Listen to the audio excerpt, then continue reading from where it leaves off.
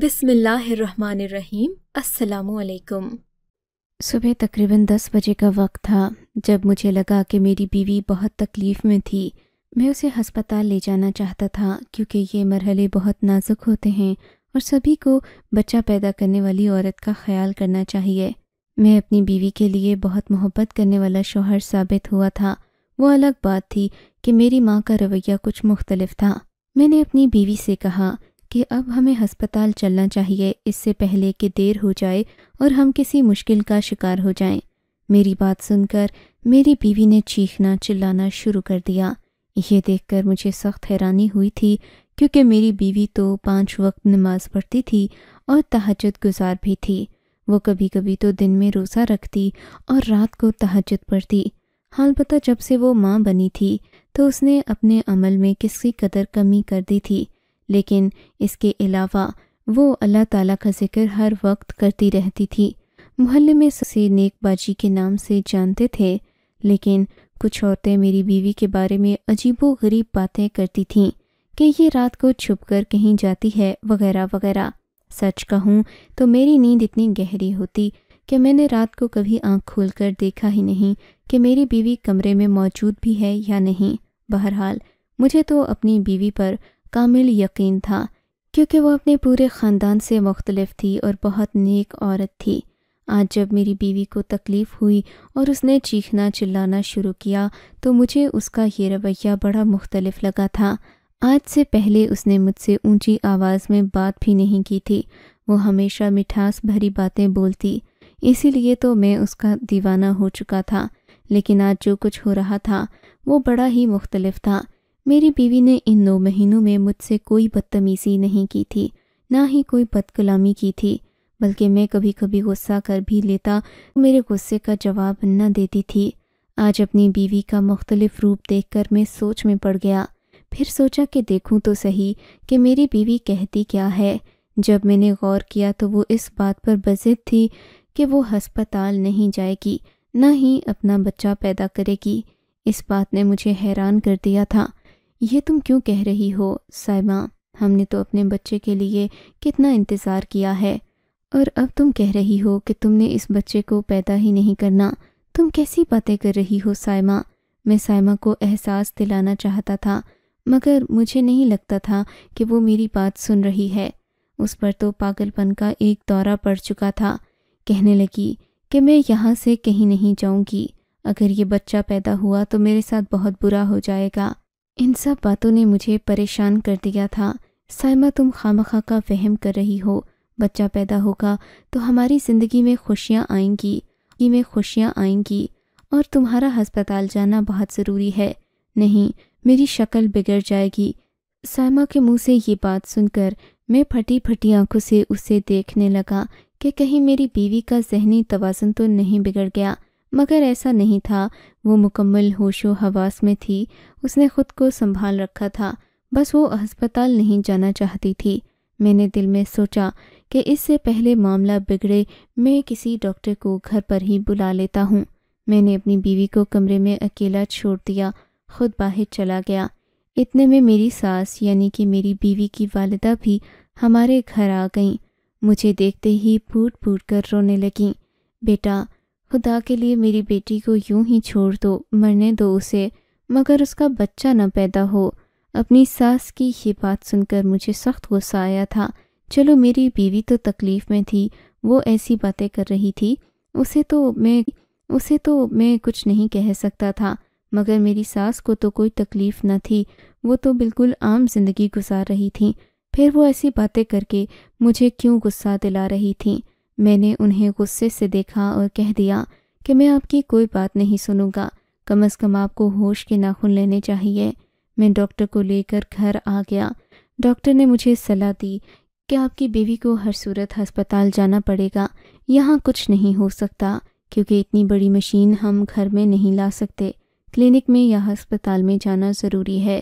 اور پھر میری بیوی کے لیے یہ بات بڑی مشکل تھی، مگر میں نے اسے طلاق کی دھمکی دے کر منوا لیا تھا، کیونکہ ایسے موقع پر ایک خاوند کے لیے اپنی بیوی کو کہنے کے لیے اور کچھ نہیں بچتا۔ اس کی جان کا مسئلہ تھا، میں نہیں چاہتا تھا کہ وہ اپنی جان کی بازی ہار جائے۔ میں تو اسے زندہ دیکھنا چاہتا تھا۔ تبھی میں اسے لے کر ہسپتال چلا گیا، مگر میری رہی تھی اور کہہ رہی تھی اگر یہ بچہ پیدا ہوا تو میری شکل بگڑ جائے گی، جبکہ میری ساس بھی ایسی ہی باتیں کر رہی تھیں۔ مجھے اپنی ساس پر بے پناہ غصہ تھا، مگر میں انہیں کچھ نہیں کہہ رہا تھا، بس مجھے خاموشی سے اپنا بچہ پیدا ہونے کا انتظار کرنا تھا، کیونکہ میرے لیے میری سب سے بڑی دولت میری اولاد ہی تھی۔ اس وقت میں صرف اپنے آنے والے بچے کے بارے میں سوچ رہا تھا، میرے ذہن میں کوئی دوسری سوچ نہیں تھی، مگر میری ساس کے چہرے پر ہوائیاں اڑ رہی تھیں، لگتا تھا کہ وہ کسی گہرے خدشے سے دوچار ہیں۔ میں نے ان سے پوچھا کہ کیا بات ہے؟ کہنے لگیں بیٹا دعا کرو کہ میری بیٹی خیر سے رہے، اللہ اسے وہ سزا نہ دے جو میں سوچ رہی ہوں۔ میری ساس کا رویہ عجیب سا تھا۔ آدھے گھنٹے کے بعد مجھے خبر ملی کہ میرے ہاں ایک بیٹا پیدا ہوا ہے۔ میں خوشی سے پاگل ہو گیا۔ میں نے جلدی سے اپنے بیٹے کو دیکھنے کی فرمائش کی مگر مجھے نرس نے ایسا کرنے سے منع کر دیا۔ بولی کہ آپ لیبر روم کے اندر نہیں جا سکتے، آپ کی بیوی نے ایسا کرنے سے منع کیا ہے، اور پھر ان کی حالت اتنی نازک ہے کہ میں ان کی مرضی کے خلاف نہیں جا سکتی۔ آپ کا بچہ نہلا دھلا کر باہر لایا جائے گا تو آپ اسے دیکھ سکتے ہیں۔ اپنی بیوی کے بارے میں یہ بات سن کر مجھے مایوسی ہوئی تھی کہ اس خوشی کے موقع پر وہ مجھ سے ملاقات نہیں کر رہی، جبکہ یہ میاں بیوی کے لیے ایک خاص لمحہ ہوتا ہے جب وہ ایک ساتھ اپنی اولاد کو دیکھتے ہیں۔ خیر میں نے انتظار کیا۔ 10 منٹ کے بعد میرا بیٹا میرے حوالے کر دیا گیا۔ جب میں نے اپنی گود میں اپنے بچے کو دیکھا تو میں خود کو دنیا کا خوش قسمت ترین انسان سمجھنے لگا۔ واقعی ماں باپ ہونا ایک بہت عظیم جذبہ ہے۔ میں نے آس پاس دیکھا تو نہ ہی مجھے میری ساس نظر آ رہی تھیں، البتہ اماں میرے سامنے ہی کھڑی تھیں۔ اماں میرے سوال تھے۔ جب انہوں نے اپنا پوتا دیکھا تو وہ بھی بہت خوش ہوئیں، اسے چومنے لگیں، مگر عجیب بات تو یہ تھی کہ میری بیوی مجھے کہیں دکھائی نہیں دے رہی تھی۔ نرس سے میں نے کہا کہ کیا اب میں اندر جا کر اپنی بیوی سے مل سکتا ہوں، تو مجھے اس نے منع کر دیا۔ کہنے لگی آپ کی بیوی نے ایسا کرنے سے سختی کے ساتھ منع کر دیا ہے، وہ چیختی چلاتی ہیں، میں اسی لیے کوئی زبردستی نہیں کر سکتی۔ وہ نرس بڑی رحم دل لگتی تھی۔ پھر اس نے 2 منٹ کے بعد جو بات مجھ سے کہی تھی اس نے مجھے شک میں ڈال دیا۔ کہنے لگی منیر صاحب آپ مجھے باہر سے شیشہ لا کر دے دیں، آپ کی بیوی نے ایک شیشے کی فرمائش کی ہے، ظاہر ہے اس نے آپ کو بیٹا پیدا کر کے دیا ہے، اس وقت وہ سونے کی چوڑیاں بھی مانگے تو آپ کو دے دینی چاہیے۔ مجھے اپنی بیوی کے لیے آئینہ لانے میں کوئی اعتراض نہیں تھا، مگر اس کی فرمائش بڑی عجیب سی تھی۔ میں نے بازار سے فوراً جا کر 200 روپے کا شیشہ خریدا اور اب میں امید کر رہا تھا کہ میری بیوی مجھ سے ملنے کا ضرور کہے گی، مگر اس نے ایسا کرنے سے منع کر دیا۔ میری بیوی ہم میں سے کسی سے بھی ملنا نہیں چاہتی تھی۔ میں جانتا تھا کہ یہ ایک عارضی جذبہ ہے، تھوڑی دیر کے بعد اسے اولاد کی محبت ستائے گی اور وہ بچے سے ملنے کی خواہش ضرور کرے گی، کیونکہ اسی کے لیے تو ایک عورت جیتی ہے اور اتنی تکلیف سہتی ہے کہ وہ ایک دن اپنے بچے کو دیکھ سکے۔ میں نے یہ معاملہ وقت پر چھوڑ دیا۔ میں جانتا تھا کہ میری بیوی تھوڑی دیر کے بعد گھر جانے کی ضد کرے گی۔ ایسا ہی ہوا۔ 2 گھنٹے کے بعد مجھے نرس نے اطلاع دی کہ آپ کی بیوی گھر جانے کے لیے تیار ہو گئی ہے، مگر گھر جانے کے لیے اسے برقع اور نقاب چاہیے۔ وہ برقع کر کے گھر جانا چاہتی ہے۔ اپنی بیوی کی ان عجیب و غریب فرمائشوں کو شاید میں ایک عام دن پر پورا نہ کر پاتا، لیکن آج تو میں ایسا کرنا چاہتا تھا، کیونکہ اس نے مجھے دنیا کی سب سے بڑی خوشی دی تھی، مجھے باپ بنا دیا تھا۔ بنا کوئی سوال کیے بغیر میں بازار سے ایک برقع اور نقاب خرید لایا۔ میری بیوی نے وہ پہنا اور گھر جانے کے لیے راضی ہو گئی۔ جب میری بیوی کمرے سے باہر آئی تو اس کی نظریں جھکی ہوئی تھیں، میں تو اس کی آنکھیں بھی نہیں دیکھ سکتا تھا۔ وہ مجھ سے بھی پردہ کر رہی تھی، یہ بات میری سمجھ سے باہر تھی۔ گھر جاتے ہوئے پورا راستہ میں اپنی بیوی سے بات کرنے کی کوشش کرتا رہا، مگر اس کے سوالوں کے جواب بہت مختصر تھے۔ میں نے سوچا کہ گھر جا کر اس سے اچھے سے ملوں گا۔ میں اس سے بہت خوش ہو کر ملنا چاہتا تھا، مگر گھر جاتے ہی اس نے مجھ سے کہا کہ میں وضو کر کے کمرے میں آؤں۔ اس بات نے مجھے چونکا دیا تھا۔ صبح سے اس کی عجیب و غریب باتیں سن رہا تھا۔ آخر میں پھٹ پڑا۔ یہ کیا عجیب بات ہے سائمہ، تم نے کیا تماشا لگا رکھا ہے؟ خدا کے لیے مجھے اتنا رسوا مت کرو۔ میں ابھی وضو کر کے تم سے ملوں، تم ہوش میں تو ہو، آج ہماری اتنی بڑی خوشی کا دن ہے اور تم ایسی عجیب کر رہی ہو۔ آپ اسے میرا تحفہ سمجھ کر مجھے دے دیں، خدا کے لیے جائیں، وضو کر کے آئیں، ہاتھ میں قرآن پاک بھی لائیے گا۔ میں اس کی باتوں سے پریشان ہو چکا تھا، مگر میرا بچہ اماں کے پاس تھا، اس لیے میں بے فکر ہو کر وضو کرنے چلا گیا۔ اماں کو تو بچے پالنے کا خوب تجربہ تھا، اس لیے میں بے فکر ہو کر اپنی بیوی کے کمرے میں چلا گیا۔ میرے ہاتھ میں قرآن مجید تھا۔ میری بیوی سامنے بیٹھ گئی۔ اس کے بیٹھنے کا انداز عجیب سا تھا، وہ کسی چوپائے کی طرح بیٹھ رہی تھی۔ یہ بات تو بڑی عجیب تھی، مگر میں نے نظر انداز کر دیا۔ میری بیوی نے روتے ہوئے مجھ سے کہا، مجھ سے وعدہ کریں کہ میرا چہرہ دیکھنے کے بعد آپ مجھے طلاق نہیں دیں گے، مجھ سے بدگمان نہیں ہوں گے، مجھے اکیلا نہیں چھوڑیں گے اور مجھ سے نفرت نہیں کریں گے، مجھے میرے بچے سے ملنے سے نہیں روکیں گے۔ یہ باتیں سن کر میں حیران ہوا۔ میں نے جلدی سے قسم کھا لی، قرآن پاک پر ہاتھ رکھا، اپنی بیوی کو یقین دلایا کہ میں ایسا کچھ نہیں کروں گا۔ تم میری محبت ہو، میری زندگی ہو، میں ایسا کرنے کے بارے میں سوچ بھی نہیں سکتا۔ میں نے قرآن پاک کی قسم کھائی تھی، وعدہ کیا تھا کہ اپنی بیوی کو کسی صورت طلاق نہیں دوں گا، چاہے مجھے کچھ بھی پتہ چل جائے۔ تب میری بیوی نے مجھ سے کہا کہ اب وہ اپنی حقیقت مجھ پر آشکار کرنا چاہے گی۔ پھر اس نے اپنا نقاب ہٹایا، اپنا چہرہ میری آنکھوں کے سامنے کیا تو مجھے لگا جیسے مجھے دل کا دورہ پڑ جائے گا۔ میری بیوی کا خوبصورت ملائی جیسا چہرہ بھیانک ہو چکا تھا۔ میں اسے دیکھتا تو میری آنکھوں سے آنسو نکلتے۔ میں نے اپنی آنکھوں پر ہاتھ رکھ لیا، میں زیادہ دیر اسے دیکھ نہیں سکتا تھا۔ میں چلاتا ہوا اپنے کمرے سے باہر نکل گیا۔ میری بیوی افسردہ بیٹھی ہی رہ گئی تھی۔ میں باہر گیا تو وہاں مفتی صاحب بیٹھے ہوئے تھے۔ اماں شاید اپنے پوتے کی کان میں اذان دلوانا چاہتی تھیں۔ مجھے چیختا دیکھ کر مفتی صاحب بھی حیران ہو گئے۔ کیا ہو گیا؟ اسے کیوں کر رہے ہیں؟ اللہ نے آپ کو بیٹے کی نعمت سے نوازا ہے، آپ کو تو اس دن بے پناہ خوش ہونا چاہیے۔ مفتی صاحب کی بات سن کر میں مزید پریشان ہو گیا تھا۔ مفتی صاحب، میں آپ کو تو بتا بھی نہیں سکتا کہ میں کیوں پریشان ہوں۔ میری بات سن کر انہوں نے مجھے غور سے دیکھا۔ اماں نے بھی پوچھا کہ خیریت تو ہے، تم ایسے کیوں چلا رہے ہو؟ آج تو خوشی کا دن ہے۔ میں نے انہیں اپنے منہ سے بتانے کی بجائے اندر آنے کا کہا، جہاں میری بیوی بیٹھی ہوئی تھی۔ میری بیوی کو بھی شاید اب اندازہ ہو چکا تھا کہ وہ زیادہ دیر اپنی حقیقت کو نہیں چھپا سکتی۔ اس نے اپنے چہرے کو بے نقاب کر دیا اور سامنے ہی بیٹھ گئی۔ مفتی صاحب اور اماں جب کمرے میں داخل ہوئے تو ان کی بھی چیخ نکلتے رہ گئی۔ توبہ، استغفر اللہ، یہ سب کیا ہے؟ میرے بیٹے، کیا تم مجھ سے کوئی مذاق کر رہے ہو؟ اماں نے اپنے دل پر ہاتھ رکھتے ہوئے کہا تھا۔ وہ سامنے موجود کرسی پر بیٹھ گئی تھیں۔ اماں کے ہاتھ کانپ رہے تھے۔ امام صاحب کسی گہری سوچ میں گم تھے۔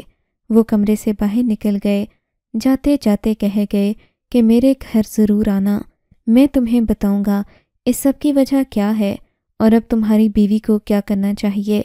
میں ان کے پیچھے پیچھے ہی چلا گیا تھا۔ میرے دل میں اتنی بے چینی تھی کہ میں اگلے دن کا یا شام کے وقت کا انتظار نہیں کر سکتا تھا۔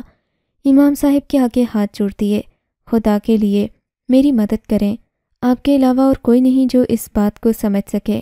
یہ معاملہ تو ڈاکٹر کے متعلق بھی نہیں ہے، آپ کچھ کریں، کوئی دعا بتا دیں، آپ دعا کروا دیں، میں دیگ بانٹنے کو تیار ہوں، بکرے قربانی کرنے کو تیار ہوں۔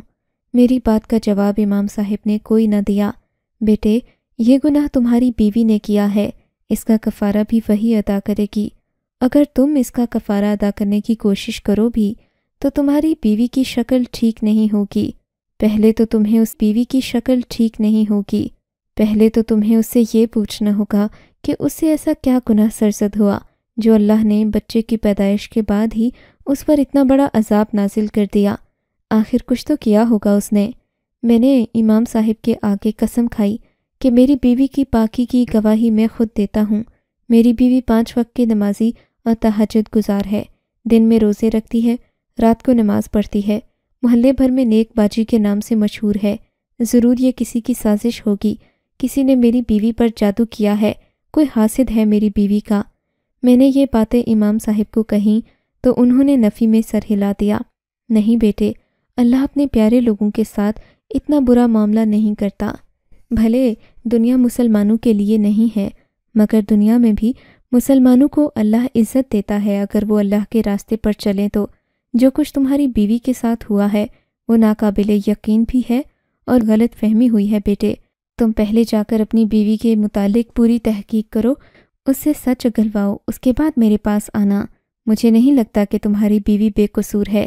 امام صاحب تو غصے میں وہاں سے نکلے تھے، ایسے لگتا تھا کہ انہیں ہمارے گھر کو دیکھ کر نفرت ہو گئی ہے۔ میں بھی بہت پریشان تھا، میری نظریں اور میرا سر جھکا ہوا تھا۔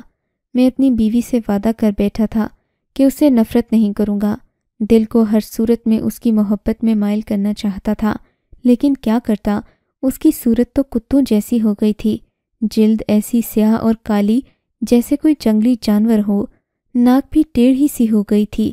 میں اسے دیکھتا تو مجھے اس کی طرف دیکھا نہ جاتا تھا، آنکھوں کے نیچے گہرے حلقے۔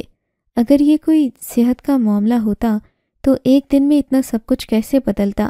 صحت تو دھیرے دھیرے تباہ ہوتی ہے۔ میں نے اپنی امی کو دیا، دروازہ بند کر کے بیوی کے سامنے بیٹھا۔ اس سے قسم لینا چاہی کہ وہ مجھے اپنا قصور بتا دے، پر وہ بس روئے جا رہی تھی۔ اس کی ہچکیاں بند گئی تھیں، کہنے لگی، کیا پتہ میرا رب مجھے معاف بھی کرے گا یا نہیں، میں تو بہت گنہگار ہوں، اللہ نے مجھے میرے گناہ کی سزا اس دنیا میں ہی دے دی ہے، میں کیسے اس کے سامنے جاؤں گی؟ وہ روتی اپنے سر کو پیٹتی، کہنے لگی، مجھے اکیلا چھوڑ دو، میں مزید کسی سے بات نہیں کرنا چاہتی، ورنہ سب لوگ مجھ سے نفرت کریں گے، سب کو پتہ چل جائے گا کہ میں ایک گنہگار عورت ہوں۔ میری بیوی کی ان باتوں نے مجھے جہاں دکھی کیا تھا، وہیں میں نے سوچا تھا کہ میں اپنی بیوی کے بارے میں جا کر خود دعا کروں گا، مگر قدرت نے مجھے اس کا موقع نہیں دیا۔ صبح جب میں اٹھا تو اپنے کمرے میں ہی تھا، میری بیوی بے حس و حرکت پڑی تھی، اس نے اپنے اوپر ایک کالی چادر لے رکھی تھی۔ جب میں نے چادر ہٹا کر اسے ہلانا چاہا تو وہ بے حس و حرکت کر مجھے سخت حیرت کا جھٹکا لگا۔ میں نے دوبارہ اسے ہلایا جلایا، مگر اس کی روح اس دنیا سے پرواز کر چکی تھی۔ لیکن جیسے ہی میری نظر اپنی بیوی کے چہرے پر پڑی، میں دنگ رہ گیا۔ مجھے لگا میں کوئی خواب دیکھ رہا ہوں۔ اپنی بیوی کے اتنے بدلتے ہوئے روپ دیکھ کر میرا تو ذہن معاف ہو چکا تھا، بیوی کی موت کا غم الگ تھا۔ میں روتا ہوا اپنے کمرے سے باہر نکلا، اماں کو جا کر ساری حقیقت بتا دی۔ اماں نے اپنا سر پیٹ لیا، اب اس بچے کی دیکھ بھال کون کرے گا؟ تمہاری بیوی نہ جانے کس گناہ کی سرزنش میں اتنی بڑی سزا پا کر اس دنیا سے چلی گئی، ضرور اس نے کوئی کالا کرتوت کیا ہوگا، دیکھنا وہ اللہ کے عذاب سے بچ نہیں سکے گی۔ اماں کی یہ بات سن کر انہیں شرمندہ کرنے کے لیے میں اپنی بیوی کے کمرے میں لے گیا، جہاں میری بیوی کی میت پڑی ہوئی تھی۔ میری بیوی کے چہرے پر نظر پڑتے ہی اماں نے نظریں جھکا لی تھیں، ان کی اپنی بہو سے نفرت لازوال تھی، اسی لیے شاید وہ یہ اندازہ لگا بیٹھیں کہ میری بیوی مرنے کے بعد بھی اللہ کے عذاب کا شکار ہوگی، مگر میری بیوی کے چہرے نے سب کو شرمندہ کر دیا تھا، کیونکہ اب اس کا چہرہ نورانی اور ایک معصوم صورت عورت جیسا تھا۔ اسے دیکھ کر کوئی نہیں کہہ سکتا تھا کہ اس سے کوئی گناہ سرزد ہوا۔ سارے خاندان میں اطلاع کر دی گئی تھی کہ میری بیوی اللہ کو پیاری ہو گئی، مگر ابھی بھی میرے پاس اس بات کا کوئی سراغ نہیں تھا کہ اس سے ایسا کیا گناہ سرزد ہوا کہ اس کی شکل صورت ایسی ہو گئی۔ میں نے سوچ لیا تھا کہ اپنی بیوی کی تدفین کے بعد اپنی ساس سے ملوں گا، ان سے اس بات کی وجہ معلوم کر پاؤں گا کہ آخر میری بیوی نے ایسا کیا ستم کیا کہ اللہ نے اسے اتنی بڑی سزا دے دی۔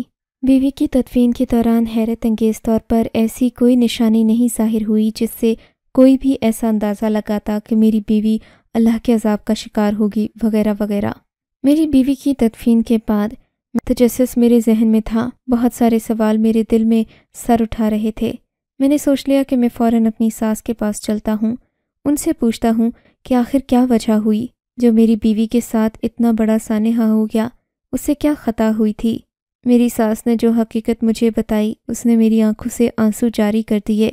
ان کے مطابق تو میری بیوی شروع سے ہی بہت نیک تھی، اس کی نیکی میں کوئی شک نہیں کیا جا سکتا، نماز پڑھنا اور تہجد پڑھنا اس کا معمول تھا، لیکن شادی کے بعد میری اماں نے اسے ڈرانا شروع کر دیا کہ اگر تمہارا بیٹا نہیں ہوا تو تمہارا شوہر تمہیں طلاق دینے میں 1 منٹ بھی نہیں لگائے گا۔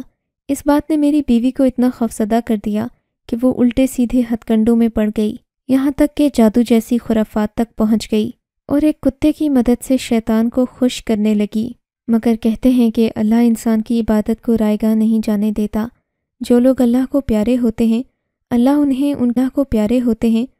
انہیں ان کے گناہوں کی سزا اس دنیا میں ہی دے دیتا ہے۔ میری بیوی کے ساتھ جو کچھ ہوا یقیناً وہ اللہ کا قہر و غضب تھا، لیکن اس سے یہ بھی ثابت ہوتا ہے کہ سائمہ واقعی ایک نیک عورت تھی، کیونکہ اللہ نے مرتے وقت اس کا راز پوشیدہ رکھا۔ میں نہیں جانتا اس کے ساتھ قبر میں کیا معاملہ ہوا، لیکن ہاں میں اتنا ضرور جان گیا ہوں کہ میری سائمہ واقعی اللہ کی نیک بندی تھی۔ لیکن مجھے اللہ کی اس مصلحت کی سمجھ نہیں آتی کہ جب مجھے بیٹا دینا ہی تھا تو مجھ سے میری بیوی کیوں چھین لی۔ میرے دل کی تسلی کے لیے 2 باتیں کہہ دیجیے گا، پڑھ کر شاید میرا دل ہلکا ہو جائے۔ آپ کو اگر یہ کہانی اچھی لگی ہے تو اس ویڈیو کو لائک کیجیے اور اس طرح کی مزید کہانیاں سننے کے لیے ہمارے چینل کو ضرور سبسکرائب کیجیے۔ کہانی سننے کا شکریہ۔ آپ سے ملاقات ہوگی اگلی ویڈیو میں، تب تک کے لیے اللہ حافظ۔